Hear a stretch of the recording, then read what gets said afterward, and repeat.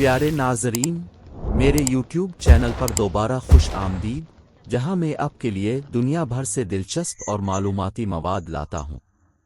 आज हमारे पास एक ऐसे शख्स के बारे में एक मुतासिरकुन कहानी है जो दुनिया में तब्दीली ला रहा है। रोब ग्रीनफील्ड एक माहौलियाती कारकुन है जो हमारे सैयारे पर कूड़ेदान के असरात के बारे में बेदारी पैदा करने के मिशन पर है। वो बरसों से अपना खाना खुद उगाता है, लेकिन वो अपने पैगाम को अगले दर्जे तक ले जाना चाहता था। लिहाजा उसने 30 दिन तक मुकम्मल तौर पर रद्दी की टोकरी से बना सूट पहनने का फैसला किया।